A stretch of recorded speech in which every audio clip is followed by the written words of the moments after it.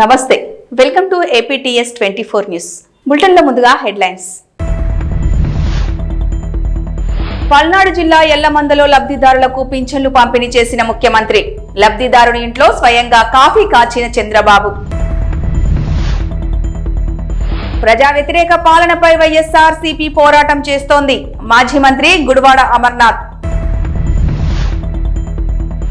ఆసుపత్రిలో స్టెప్పులేసిన వినోద్ కాంబ్లీ. చక్దే పాటకు హాస్పిటల్ సిబ్బందితో డ్యాన్స్ చేసిన మాజీ cricketer Vinod Kambli video viral. Palnadu జిల్లా యలమందలో పింఛన్ లబ్ధిదారు ఏడుకొండలు ఇంటికెళ్లిన సీఎం చంద్రబాబు దీపం పథకం గురించి ఆరా తీసి ఏడుకొండలు ఇంట్లో స్వయంగా కాఫీ తయారు చేసి కుటుంబ సభ్యులకు అందించారు చంద్రబాబు. ఏడుకొండలు కుటుంబ పరిస్థితులు తెలుసుకొని అతను దుకాణం పెట్టుకునేందుకు బీసీ కార్పొరేషన్ ద్వారా 5 లక్షల రుణం ఇప్పించాలని, అలాగే ఇంటి నిర్మాణం పూర్తి కోసం కూడా రుణం ఇప్పించాలని అధికారులను ఆదేశించారు ముఖ్యమంత్రి నారా చంద్రబాబు నాయుడు.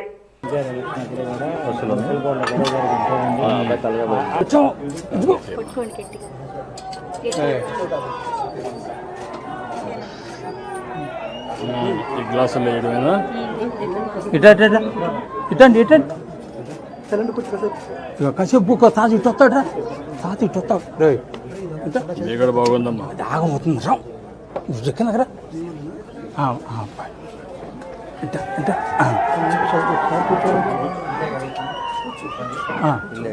ఇల్లాను అబ్బాయి ఏదన్నా లోను అప్పుడే 2019 చెప్పు. డాక్టర్ నా ఇద్దరం కొట్టారు అప్పుడు. అదే మరి అప్పుడే దెబ్బ తగిలింది.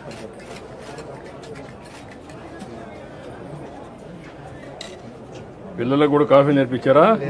ఇంకా లేదు కదా, వాళ్ళేనా కాఫీ నేర్పించలా?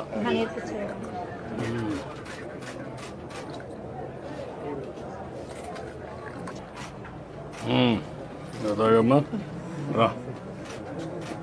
మీ నాన్న ఎక్కడ పక్కన కూర్చుని రమ్మ, కూర్చోరా. ఇప్పుడు నేను ఒక పని చేయండి, మనకు ఎంత ఇస్తారు ఇంటికి? 2.5 lakhs వస్తుంది. ఇమీడియట్ చేసి నువ్వు ఒక పని చేయి, ఒక 2,50,000 వాళ్ళు ఇస్తారు, పార్టీ ఒక 2,50,000 ఇస్తాం, ఊర్లో వాళ్ళు కావాలంటే ఇది చేసుకుంటాం, నీట్గా ఇల్లు కట్టేసుకుంటాం. 5 లక్షలతో అయిపోతుంది కదా. ఏదైనా ఎక్కువ పడి చెప్పండి, అది కూడా ఇస్తాం. కాల్ నువ్వు చెప్పి కట్టేయమంటాను. ఒక 6 నెలల్లో ఇల్లు కట్టేసుకోండి. మొన్న రీసెంట్ యాక్సిడెంట్ జరిగి ఇంతకుముందు కరెంట్ పోల్స్కి లైట్లో చేసుకుంటున్నాను. నీకు ఊళ్ళో చిన్న చిన్న రిపేర్ చేస్తా ఉపాధి పొందుతుంది. మనం యాక్సిడెంట్ జరిగినాక పోల్స్ ఎక్కడ కుదరక కుర్రోళ్ళు పెట్టి చేసుకోవాలి. కుర్రోళ్ళు పెట్టి నాకేం రాట్లా. నాకు ఇంట్లో కరెంట్ తెలుసు కాబట్టి ఏదైనా సొంతంగా ఒక షాప్ పెట్టుకున్నామని. షాప్ పెట్టిస్తావు, అది కూడా ఇచ్చేసేయండి. నువ్వేంటి కమ్యూనిటీ ఏంటి? రజిక. ఓకే, 5 lakhs లోన్ ఇస్తారు సార్. 2.5 lakhs subsidy.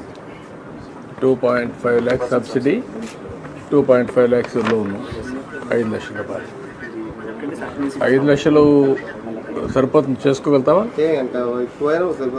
అదే 5 లక్షలతో దిగి అక్కడి నుంచే స్టార్ట్ చేయకు. మరి ఇమ్మీడియట్గా ఇస్తారు, అది ఇస్తారు, ఇల్లు కట్టిస్తారు. ఈ 2 చేసుకో, తర్వాత మాట్లాడు. నీకు పెన్షన్ వస్తుందా? పెన్షన్ వస్తుంది. ఏం పని చేస్తావు నువ్వు? అదే కొద్దిగా గాలి మిషన్ ఉందండి ఇంటి ముందర, టైర్లకి పంచర్ వేసు. ఎంత వస్తుంది దాంట్లో? నెలకి ఒక 4,000, 5,000.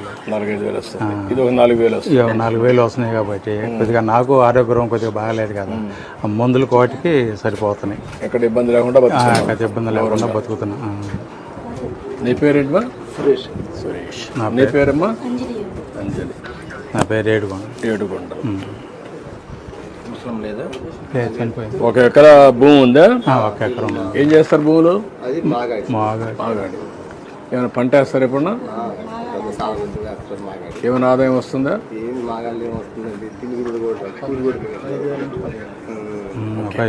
ఇప్పుడు నేను పని చేస్తాను, మీకు ఇమ్మీడియట్గా ఇల్లు కట్టేయమంటాం, నీకు ఆ లోన్ ఇప్పిస్తాం, పిల్లలు బాగా చదివించండి. Okay, thank you. ఓకే, ఇట్రండి, ముగ్గురు రండి, ముగ్గురు ఇట్రండి, పిల్లలు అందరూ రండి.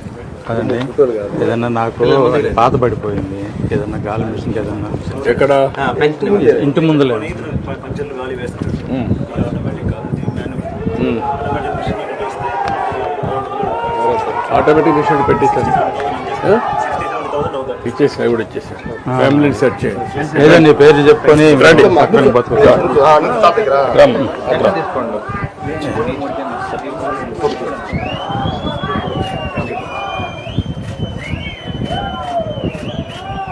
ఓకే రండి తీసుకున్నా.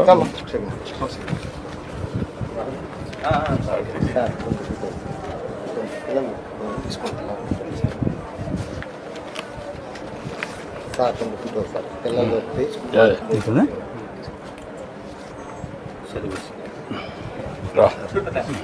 అడ్డాడు కరెక్ట్గా ఇస్తున్నారా? కరెక్ట్గా ఏం ప్రాబ్లమ్స్ ఏం ప్రాబ్లం లేదండి. ఎంతమందికి ఇచ్చారు? పొద్దున్నే వచ్చి ఇంటికి వచ్చి 64 ఉన్నాయి సార్, 62 కంప్లీట్ చేశాను సార్. 62.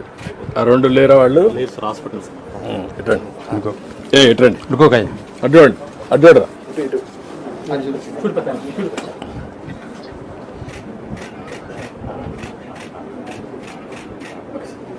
దేవుడి గుడిలోని హుండీలో కూడా డబ్బులు వెయ్యలేని స్థితికి వచ్చారు ప్రజలని, ప్రజల ఆర్థిక శక్తి క్షీణించిపోయిందని, మరి నారా చంద్రబాబు నాయుడు తెచ్చిన 1,00,000 కోట్ల అప్పు అంతా ప్రజలకు చేరక పథకాలు అమలు కాక ఏమైపోయినట్టు, విశాఖలో స్టీల్ ప్లాంట్ ఉద్యోగులకు జీతాలు ఇవ్వడం లేదని కూడా అక్కడి ఎంపీకి తెలియదట అని విమర్శించారు గుడివాడ అమర్నాథ్. వైఎస్ జగన్ నిర్దేశకత్వంలో ప్రజా వ్యతిరేక పాలనపై వైఎస్ఆర్సీపీ పోరాటం చేస్తోందని తెలిపారు. విశాఖపట్నం జిల్లా వైఎస్ఆర్సీపీ అధ్యక్షులు గుడివాడ అమర్నాథ్. ఇటీవల అనారోగ్యంతో ఆసుపత్రిలో చేరిన మాజీ క్రికెటర్ వినోద్ కాంబ్లీ కొద్దిగా కోలుకుంటున్నారు. ప్రస్తుతం తానేలో ఓ ఆసుపత్రిలో కోలుకుంటున్న వినోద్ కాంబ్లీ తాజాగా ఆసుపత్రి సిబ్బందితో కలిసి చక్ దే ఇండియా పాటకు స్టెప్పులేశారు వినోద్ కాంబ్లీ.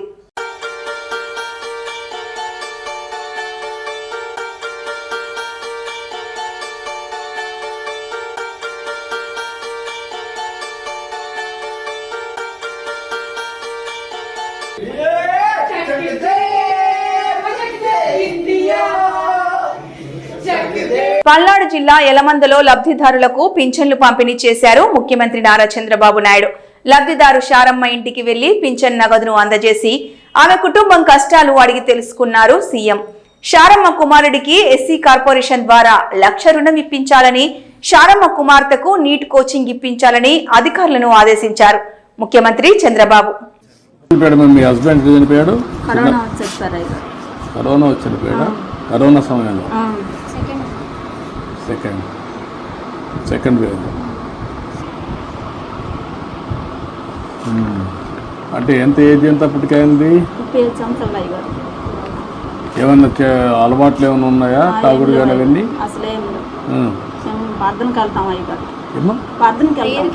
ప్రేయర్కి వెళ్తాను.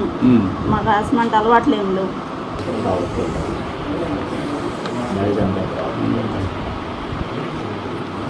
ఇప్పుడు మీ ఇంటి మీద సోలార్ పెట్టిస్తే పెట్టుకుంటారమ్మా?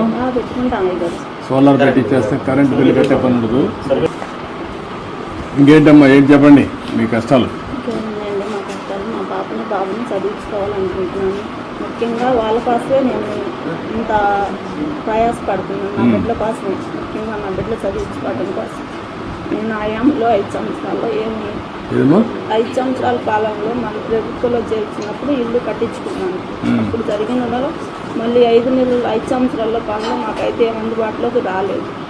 మేము చాలా ఇబ్బంది పడ్డాం కరోనా టైంలో. ఆ టైంలో పడ్డప్పుడు మమ్మల్ని ఎవరు ఆదుకున్న వాళ్ళు కూడా ఎవరు రాలేదు 5 సంవత్సరాల కాలంలో కూడా. అప్పుడు 50,000 కరెంటు బిల్లు కట్టేనే మీకు పింఛన్ ఇస్తాము, లేకపోతే మేయం. సచివాలయంలోకి వచ్చిన పింఛన్ ఎన్నికెళ్ళిపోయింది. ఎన్నికెళ్ళిపోతే 50,000 బిల్లు కట్టమంటే అబ్బాయి కూలి పని చేసుకుని ఇప్పుడు కూడా మేము నెల వచ్చాము 3,000 రూపాయలు డబ్బులు కట్టుకుంటున్నాం పింఛన్ కోసం 50,000 తెచ్చి. అప్పుడు మాకు సచివాలయంలో పింఛన్ ఇచ్చారు 50,000 కరెంటు బిల్లు కడితేనే. ఆ 50,000 కట్టుకుని ఇప్పుడు నేను అప్పుడు 2,750 రూపాయలు పింఛన్ తీసుకుంటున్నాను. ఇప్పుడు 4,000 వచ్చి నాకు అయ్యగారు నా బిడ్డని 4,000 రూపాయలు పెట్టి నా బిడ్డ నేను పోషించుకొని చదివించుకుంటున్నాను. అబ్బాయి తెచ్చిన 200 జీవిత ప్రకారం మేము ఇంట్లో మా ఆయుధ ప్రకారం వాడుకున్న ఎట్నా సార్ పాపని చదివించుకునే సామతికి మేము ఇప్పుడు నువ్వు ఇచ్చిన డబ్బులు పెట్టి మేము వాడుకున్నాం. బాగా చదివించమ్మా పాపని, మంచి భవిష్యత్తు ఉంటుంది. డాక్టర్ అవుతావా? నమ్మకమేనా? నువ్వు కూడా టైం ఉన్నప్పుడు చదువుకోకూడదు పార్ట్ టైం. నువ్వు ఇంటర్మీడియట్ ఏం చేసావు అప్పుడు? పాస్ అయినావు. ఇంటర్మీడియట్ ప్రైవేట్ ఇది చేస్తే నీకు క్వాలిఫికేషన్ కూడా వస్తే వ్యాపారానికి కూడా నీకు ఉపయోగపడుతుంది. ఇంటర్మీడియట్ పాస్ అయ్యావు అనుకో, దెన్ డిగ్రీకి వెళ్ళు, కొద్దిగా టైం స్పెండ్ చేయి. నువ్వు పాలిటెక్నిక్ అది పాలిటెక్నిక్ చేయించినావు, నీకు ఐడియా వస్తుంది, చాలా ఉద్యోగాలు వస్తాయి. రెండోది వచ్చి నీకు వ్యాపారం కూడా కంట్రోల్ వస్తుంది. చిన్నగా ఇచ్చి ముందు రిపేర్ చేయి, ఆ 3 లక్షలు పెట్టి దానికి నెక్స్ట్ ఎట్టుకోవాలని చదువుకుంటూ 2 పనులు చేయి. ఓకే, మరి నేను ఆ డబ్బులు కూడా ఇప్పుడు బిల్లు ఇచ్చేసేయమంటాను. ఇది కూడా పెట్టిస్తాం, సోలార్ పెట్టిస్తాం. ధైర్యంగా ఉండండి. ఈ పాపని ఏం కావాలో అవన్నీ ఇప్పించి చదివించాలి. నాకు ఎంబీబీఎస్ చేసేట్టుగా మీరు మెంటరింగ్ చేయాలి. రేపటి నుంచి పాప జిల్లా అడ్మినిస్ట్రేషన్లో ఉండాలి. ఒకటి టేక్ లాజికల్. ఓకేమ్మా, బాగా చదువుకోవాలి. రండి తీసుకోమ్మా.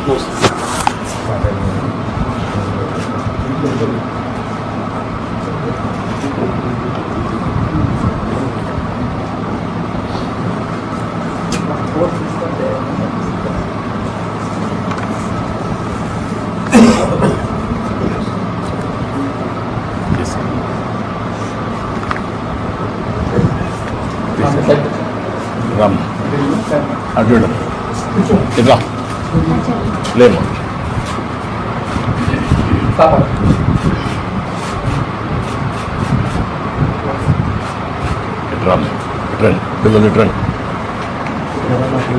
రాప్తాడు నియోజకవర్గం రామగిరి మండల కేంద్రంలోని ఏళ్ల నాగరాజు వ్యవసాయ క్షేత్రంలో వరి నాట్లు వేస్తున్న పెన్షన్దారులైన రైతు కూలీలకు ఎన్టీఆర్ భరోసా పెన్షన్లను స్థానిక నాయకులు అధికారులతో కలిసి పంపిణీ చేశారు పరిటాల సునీతమ్మ. అనంతరం అదే వ్యవసాయ పొలంలోకి దిగి వరి నాట్లు వేశారామె.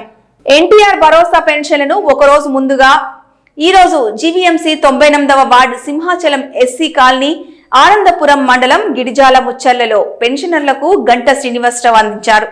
ఆర్థిక ఇబ్బందులున్న రాష్ట్రంలో సంక్షేమ కార్యక్రమాల సహా అభివృద్ధిని కూడా సమన్వయం చేసుకుంటూ కూటమి ప్రభుత్వం ముందుకెళ్తోందని చెప్పారు గంటా శ్రీనివాస్. దేశమంతా ఆంధ్రప్రదేశ్ వైపు చూసేలా ముఖ్యమంత్రి నారా చంద్రబాబు నాయుడు రాష్ట్రానికి అనేక ప్రాజెక్టులు తీసుకొస్తున్నారని, వీటి వల్ల వేలాది మందికి ఉపాధి అవకాశాలు లభిస్తాయని చెప్పారు గంటా శ్రీనివాస్. పవన్ కళ్యాణ్ మాకు 11 వస్తే నీకు 1 సీట్ వచ్చింది, అది గుర్తు పెట్టుకో అంటూ హెచ్చరించారు మాజీ ఎమ్మెల్యే రాచమల్లు శివప్రసాద్ రెడ్డి. అన్నారు, అహంకారంగా మాట్లాడకు, నీవెంత నీ బతికెంత, నీవా మా జగన్ గురించి మాట్లాడేది, కడపకు వచ్చి గొడవలు పెట్టాలని చూస్తే ఊరుకునేది లేదు. రాయలసీమ ప్రజలను రౌడీల్లాగా చూపించడానికి ఇక్కడికి వచ్చి ఓవర్ యాక్షన్ చేశాడు పవన్ కళ్యాణ్ అని విమర్శించారు. మా పార్టీ ఎప్పుడు గవర్నమెంట్ ఉద్యోగులకు విలువ ఇస్తుంది, ఇక్కడ ఏం జరిగిందో తెలుసుకోకుండా ఊసుకో అని వచ్చి బిల్డప్స్ ఇస్తున్నామన్నారు రాచమల్లు. సహకరిస్తారు కలెక్టర్లకు కానీ, ఆర్డీఓలకు కానీ, ఎంఆర్ఓలకు కానీ. ఇక్కడ దొరికినంత గౌరవం ప్రభుత్వ ఉద్యోగస్తులకు మరే జిల్లాలో దొరకదు. మర్యాద, ప్రేమ, అతిథులను గౌరవించే తత్వం మాకా మీరు నేర్పించేది? ఈ ప్రాంత బిడ్డలకా మీరు చదువు చెప్పేది? కానీ మీరు మాట్లాడే మాటలు ఎట్టున్నాయంటే మేము రాక్షసులు అయినట్టు. అసలు మేము ఉద్యోగస్తులు రాసి రంపాన పెట్టినట్టు, సంపుతానట్టు, కొట్టానట్టు, అవమానం చేస్తానట్టు. ఆయన ఇక్కడ క్యాంప్ ఆఫీస్ పెట్టి కంట్రోల్ చేస్తాడంట మమ్మల్ని. ఏం కంట్రోల్ చేయడానికి నువ్వేమైనా హెడ్ మాస్టర్వా? మేమేమైనా స్కూల్ పిల్లలమా నువ్వు కంట్రోల్ చేయడానికి? ఏ మీద పరీక్ష ఫెయిల్ అయినామని మమ్మల్ని కంట్రోల్ చేస్తావు నువ్వు? ఏమి దారి తప్పిపోయినామని కంట్రోల్ చేస్తావు మమ్మల్ని నువ్వు? క్యాంప్ ఆఫీస్ పెట్టాడంట. దేనికయ్యా క్యాంప్ ఆఫీసులు పెట్టేది పవన్ కళ్యాణ్ గారు? ఇక్కడ ఉక్కు ఫ్యాక్టరీ పెట్టేదానికి క్యాంప్ ఆఫీసు పెట్టు. కొప్పటి నుంచి మా పరిశ్రమను తరలించకుండా పోయేదాని కోసం క్యాంప్ ఆఫీస్ పెట్టు. మా రైతులకు మేలు చేసేదానికోసం క్యాంప్ ఆఫీస్ పెట్టు. నీ సంక్షేమ పథకాలను సక్రమంగా అమలు పరచడానికి క్యాంప్ ఆఫీస్ పెట్టు. మా పిల్లలకు ఉద్యోగ అవకాశాలు కల్పించేదానికి ఇక్కడ క్యాంప్ ఆఫీస్ పెట్టి ఎన్ని పరిశ్రమలు చేస్తావో తీసుకురా. దీనికి క్యాంప్ ఆఫీస్ పెట్టాడు డిప్యూటీ సీఎం అంటే ఈ జిల్లా వాసులు కూడా, ఈ రాయలసీమ బిడ్డలు కూడా స్వాగతిస్తారు. మా తోలొల్చనీకా? ఏం మేకపోతులు మా తోలొల్చనీకి? నువ్వు ఏం గొర్రెలమా తోలొల్చనీకి? పశువులమా తోలొల్చడానికి? మా సొక్కబట్టి గుంజకపోవడానికి, మమ్మల్ని జైళ్ళలో పెట్టడానికి? మాకు మంచి చేసేదానికి క్యాంపాఫీస్ పెడితే స్వాగతిస్తాం. మమ్మల్ని అవమానపరచడానికి బజార్ నెంబర్ మమ్మల్ని ఈడ్చుకపోతామంటే చూస్తూ ఊరుకునేటోళ్ళం కాదు. నువ్వు మాతో యుద్ధం చేయాలంటే నీకు ప్రభుత్వం ఉండాలా. కానీ ఈ ప్రాంతంలో ఉండే వాళ్ళు యుద్ధం చేయాలంటే ప్రభుత్వం అవసరం లేదు. మాకు అవమానం జరిగితే చాలు, మా స్వాభిమానం దెబ్బతింటే చాలు, యుద్ధం చేసే మనస్తత్వం మాది. మా యుద్ధాలన్నీ కూడా స్వాభిమానం కోసమే, వ్యక్తిత్వం కోసమే, గౌరవం కోసమే. మేము ప్రభుత్వంలో ఉండినా లేకపోయినా రాయలసీమ బిడ్డలు స్వాభిమానం కోసం యుద్ధం చేస్తారు. మీరు యుద్ధం చేయాలంటే ప్రభుత్వం కావాలా, మేము యుద్ధం చేయాలంటే మాకు అవమానం జరిగితే చాలు. కేవలం ఒక సామాజిక వర్గాన్ని అవమానపరచాలని ఏ కులానికి ఆ కులానికి విభజన చేసుకున్నారు. కమ్మోలు కమ్మోల సైడు, కాపులు కాపుల సైడ్ అని, రెడ్డి గారు అంటే జగన్ అని. కానీ మా జగన్ ఆ తెలివితేటలు లేక రెడ్డి గారిని, కమ్మోలను, కాపోలను, ఎస్సీలను, ఎస్టీలను, మైనారిటీలు, బీసీలను అందరినీ సమానంగా ప్రేమించినాడు. ప్రత్యేకించి రెడ్డి గారిని సపరేట్గా చూడక, సపరేట్గా ప్రేమించక ఆ రెడ్డి కులస్తులు కూడా జగన్మోహన్ రెడ్డికి దూరమైనారు. 2014లో 2019లో వేసినంత మంది రెడ్డి గారు 2024లో వేయలే. కారణం, మమ్మల్ని ప్రత్యేకంగా జగన్మోహన్ రెడ్డి ప్రేమించలేదు, మమ్మల్ని ప్రత్యేకంగా చూడలేదు. కానీ అదే రెడ్డి గారి మీద, ఈ కూటమి ప్రభుత్వానికి జగన్మోహన్ రెడ్డి గారి అభిమానస్తులని చెప్పి రెడ్డి గారి మీద ప్రత్యేకమైనటువంటి ద్వేషాన్ని పెట్టుకున్నారు. కడప జిల్లా ప్రజలపైన పెట్టుకున్నారు. మాటకొస్తే 11 సీట్లు వచ్చినా ఇంకా సిగ్గు రాలే అంటున్నారు పవన్ కళ్యాణ్. ఇప్పుడు చాలాసార్లు మాట్లాడినాడు ఆయన. నేను స్పష్టంగా చెప్తా ఉన్నా పవన్ కళ్యాణ్ గారికి, అయ్యా ప్రశ్నించే పార్టీ పవన్ కళ్యాణ్ గారు, మాకు 11 సీట్లు వచ్చినాయి, మా అహంకారంగా తగ్గలేదు అంటున్నావు. నీకు ఒక్కటే వచ్చింది అది సీట్ అయ్యా, నీకు ఒక్కటే వచ్చింది స్వామి. మాకు 11 వస్తే నీకు ఒక్కటే. నీ బాబుకు, మీ చంద్రబాబుకు 24 వచ్చినది. మాకు 11 వచ్చే మీ బాబుకి 24 వచ్చినాయి, నీకైతే ఒకటే వచ్చింది. ఒకటి వచ్చిన నీవు ఈరోజు ప్రభుత్వంలో లేవా? 24 వచ్చిన చంద్రబాబు నాయుడు ఈరోజు ప్రభుత్వంలో లేడా? 11 సీట్లు వచ్చిన జగన్మోహన్ రెడ్డి 130, 140 సీట్లతో మళ్ళీ ప్రభుత్వంలోకి రాడా? ఈరోజు అహంకారంగా నువ్వు మాట్లాడితే నీ నోటికి బీగం ఆ రోజు వెయ్యరా? నువ్వు ఏ రోజైతే చెప్పు తీసుకొని వైఎస్ఆర్ కాంగ్రెస్ పార్టీ వాళ్ళని చెప్పుతో కొడతానని చెప్పి బహిరంగంగా చెప్పు చూపించినావో ఆ రోజే జగన్మోహన్ రెడ్డి నీ నోటికి బీగ వేసింటే ఇంత దూరం మాట్లాడేవాని కాదు. నువ్వు జగన్మోహన్ రెడ్డి గారు మంచోడై నువ్వు చెప్పుతో కొడతా వైఎస్ఆర్ కాంగ్రెస్ పార్టీ ఎమ్మెల్యేలని చెప్పి బహిరంగంగా మాట్లాడినప్పుడు కూడా నిన్ను శిక్షించకుండా పోవడం వల్లనే నీ నోటికి ఎంత మాటలు వస్తున్నాయి. ఎంత అహంకారం అంటే అంత అహంకారంగా ప్రవర్తిస్తా ఉన్నావు. దేశంలోనే మొట్టమొదటిసారిగా కన్యాకుమారిలో అద్దాల వంతెన నిర్మించారు. ఈ ఫైబర్ గ్లాస్ వంతెనను సీఎం ఎంకే స్టాలిన్ ప్రారంభించారు. వివేకానంద మండపం, తిరువల్లువర్ విగ్రహాన్ని కలిపేలా దేశంలోనే మొదటిసారి సముద్రం మధ్యన గాజు వంతెనను తమిళనాడు ప్రభుత్వం 37 కోట్లతో నిర్మించింది. దీని పొడవు 77 మీటర్లు, వెడల్పు 10 మీటర్లు.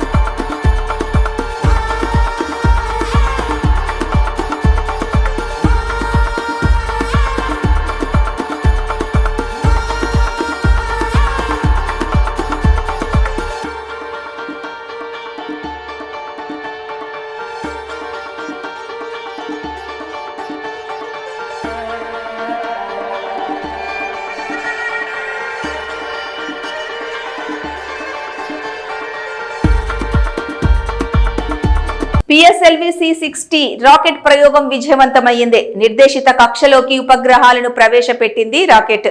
ఈ ప్రయోగం విజయవంతంతో స్పేస్ డాకింగ్ టెక్నాలజీని సాధించిన 4వ దేశంగా భారత్ నిలిచింది.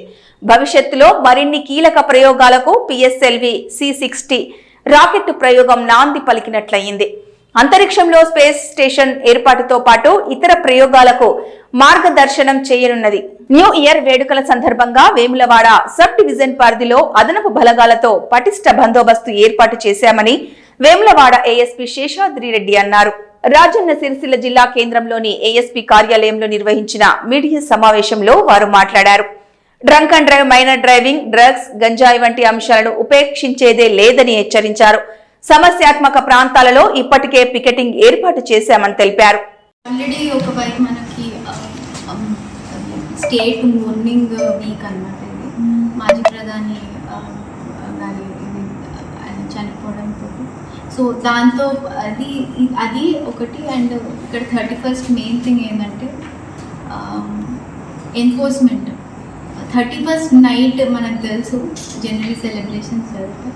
సో దాంట్లో భాగంగా మనం ఏమేం చేస్తున్నాం, ప్రజల ఎట్లాంటి విషయాలలో అప్రమత్తంగా ఉంచాలనే దానికోసం ఇది ఇక్కడ చెప్పడం జరుగుతుంది.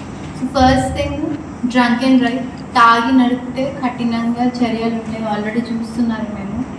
వేములవాడ పోలీస్ మనకు ఆల్రెడీ ఒక మైనర్ డ్రైవింగ్ వాళ్ళు తీసుకుంటే ఎట్లా సెక్షన్ పెట్టి వాళ్ళ పేరెంట్స్ని రిమాండ్కి తరలించడం జరిగింది. So please be careful. అక్కడెక్కడ కూడా కొంచెం కూడా ఉపేక్షించేది ఉండదు. Minor driving and drunk and driving both, రెండు కూడా. డ్రంక్ అండ్ డ్రైవింగ్ కూడా ఈ మధ్య జైలు శిక్ష చేస్తున్నారు. So please be careful. పుట్టిన తప్పించుకుంటా అంటే రాదు. ఈ రెండు మెయిన్ థింగ్. అది కాకుండా ఇంపార్టెంట్ జంక్షన్స్లో పికెట్స్ పెట్టేసి చెక్ పోస్ట్ ఉంటాయి. సో ఎట్లా కూడా ఎలాంటి ఏది చేసినా కూడా తప్పించుకోవడానికి ఉండదు. Please be careful.